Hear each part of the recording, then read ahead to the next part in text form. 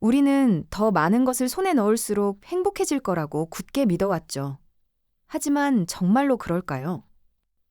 문득 우리 주변을 돌아보면 버려도 괜찮을 물건들이 쌓여있는 창고나 옷장을 발견하곤 합니다. 그 수많은 물건들이 과연 우리에게 진정한 만족과 평온을 선물했을까요?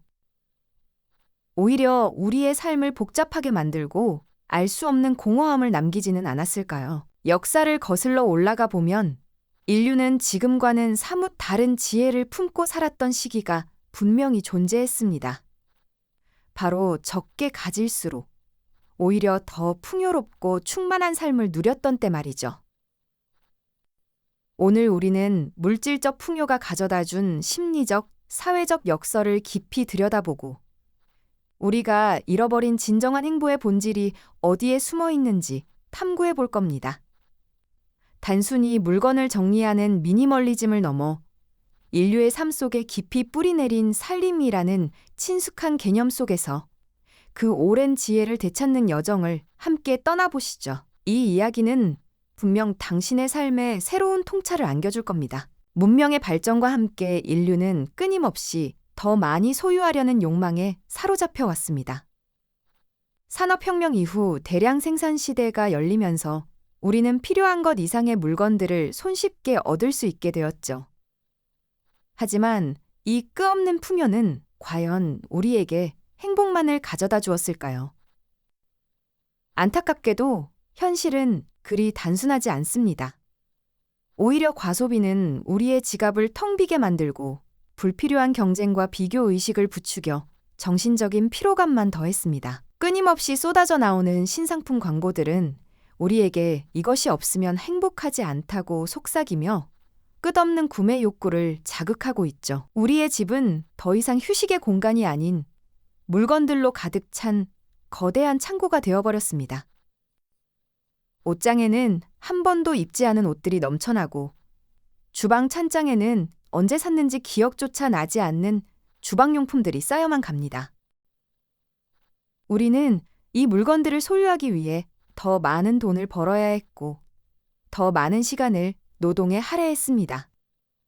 그러는 동안 진정 소중한 것들, 예를 들면 가족과의 시간이나 자연 속에서의 여유 혹은 내면의 평화는 점차 뒷전으로 밀려났죠. 이처럼 더 많이라는 욕망은 우리를 끊임없이 지치게 만들고 불안감 속으로 밀어넣는 역설적인 결과를 초래했습니다. 게다가 무분별한 소비는 환경에도 심각한 부담을 안겨주었습니다.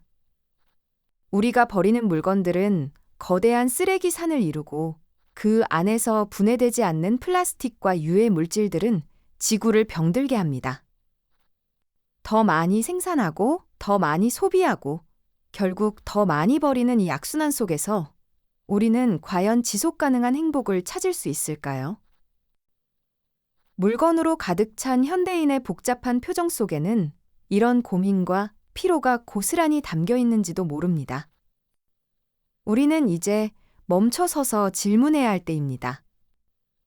이 모든 물질적 풍요가 정말 우리를 더 나은 삶으로 이끌었을까요? 여기서 우리는 잠시 숨을 고르고 우리 삶의 아주 근본적인 개념인 살림에 대해 다시 생각해 봐야 합니다. 흔히 살림이라고 하면 그저 집안일을 떠올리기 쉽죠. 청소하고 빨래하고 밥하는 일처럼요. 하지만 살림의 본래 의미는 훨씬 더 깊고 넓은 지혜를 담고 있습니다. 그것은 바로 삶을 살피고 관리하는 지혜, 즉, 나 자신과 내 주변의 모든 것을 돌보고 균형 있게 유지하는 총체적인 행위를 뜻합니다. 인류의 긴 역사 속에서 살림은 단순히 물질적인 것을 넘어 정신적이고 사회적인 풍요를 만들어내는 핵심적인 가치였답니다. 과거 농경 사회를 한번 떠올려 볼까요? 그때 사람들은 지금처럼 다양한 물건을 가질 수 없었습니다. 필요한 물건은 직접 만들거나 이웃과 나누고 수리해서 오래 사용했죠. 그들의 살림 공간은 단출했지만 필요한 모든 것이 정갈하게 놓여 있었고 그 안에는 깊은 만족감과 평화가 깃들어 있었습니다. 물건이 적었기에 오히려 물건 하나하나에 대한 애착이 깊었고 그것들을 소중히 다루는 지혜가 자연스럽게 몸에 배었습니다. 그들은 물건을 소유하는 것보다 경험과 관계에 훨씬 더 집중하며 살았습니다. 함께 씨앗을 뿌리고 수확의 기쁨을 나누는 공동체의 삶, 자연의 순리에 맞춰 살아가는 소박한 일상 속에서 그들은 진정한 풍요를 발견했던 것이 이처럼 살림은 단순히 집안을 정돈하는 행위를 넘어서 우리의 삶 전체를 정돈하고 가꾸는 지혜로운 방식이었던 겁니다. 적게 가짐으로써 오히려 더 많은 것을 얻었던 선조들의 삶은 오늘날 우리에게 깊은 통찰을 던져줍니다. 그들은 물질적인 소유가 아니라 공동체 안에서의 유대감, 자연과의 조화, 그리고 스스로 만들어가는 삶의 가치 속에서 진정한 행복을 찾았던 것이죠. 이것이야말로 우리가 잊고 지냈던, 하지만 지금 이 시대에 가장 절실하게 필요한 삶의 지혜가 아닐까요? 선조들의 지혜는 분명 오늘날 우리에게 깊은 통찰을 선사해 주죠. 적게 소유함으로써 오히려 더 큰 만족과 풍요를 누렸던 그들의 삶은 물질적으로 넘쳐나는 지금 이 시대에 잊고 지냈던 소중한 가치를 일깨워줍니다. 하지만 이상하게도 우리는 왜 자꾸만 더 많은 것을 갈망하게 되는 걸까요? 새로운 물건을 손에 넣었을 때의 그 짜릿한 기쁨은 잠시뿐. 이내 또 다른 욕망으로 번져가는 경험. 아마 한 번쯤은 해보셨을 겁니다. 이처럼 소유가 안겨주는 행복은 마치 신기루와도 같습니다. 새 것을 사고 잠시 만족감을 느끼지만 그 감정은 금세 익숙함에 묻히고 우리는 또 다른 자극을 찾아 헤매게 되죠. 심리학에서는 이를 쾌락 적응이라고 부른다고 합니다. 끊임없이 더 많은 것을 추구하게 만드는 인간의 본능과 빠르게 적응하며 만족감을 잃어버리는 마음 사이의 간극이 우리가 끝없이 물건을 사모으는 이유 중 하나인 셈입니다. 게다가 너무 많은 물건은 우리에게 끊임없는 선택을 강요하죠. 무엇을 버리고 무엇을 남길지, 어디에 보관하고 어떻게 사용할지 등 사소한 결정들이 쌓여 알게 모르게 정신적인 피로감을 더합니다.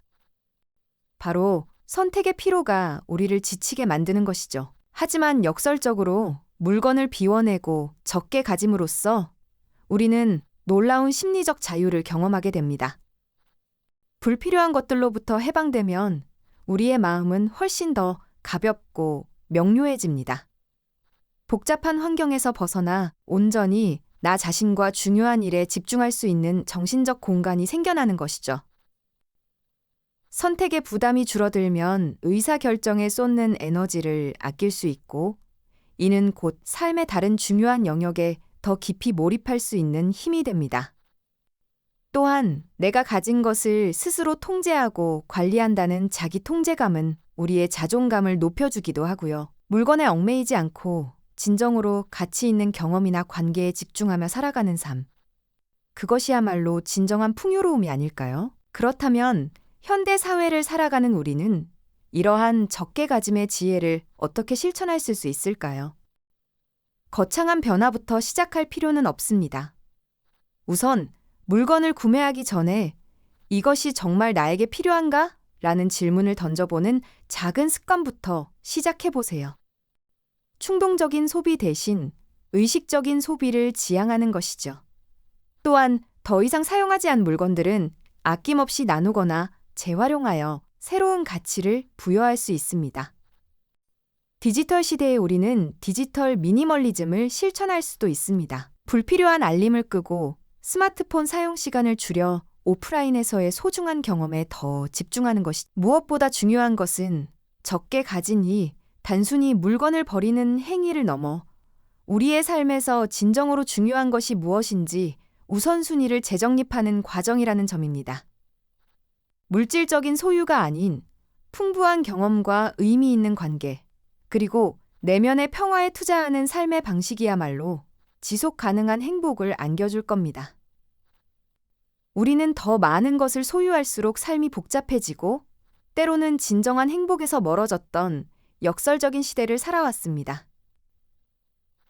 하지만 이제는 깨달아야 할 때입니다. 적게 가짐은 결코 부족함을 의미하지 않습니다. 오히려 불필요한 것들로부터 우리를 해방시키고 진정한 나를 발견하며 삶의 가치를 새롭게 정립하는 가장 강력한 수단이 될 수 있다는 것을요. 현대 사회의 무한한 소비와 경쟁 속에서 지쳐가는 우리에게 적게 가짐은 단순한 라이프 스타일 트렌드를 넘어 지속 가능한 삶과 내면의 평화를 위한 필수적인 지혜가 아닐까요? 우리는 이미 많은 것을 가졌습니다. 이제는 무엇을 더 가질지가 아니라 무엇을 더 낼지를 통해 진정한 풍요를 찾을 때입니다.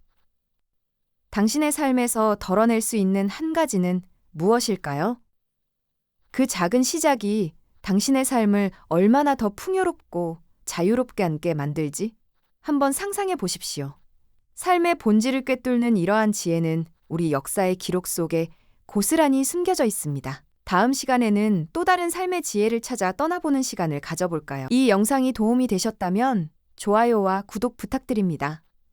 여러분의 응원이 제게 큰 힘이 됩니다. 다음 영상에서도 더 유용한 정보를 공유하겠습니다. 감사합니다.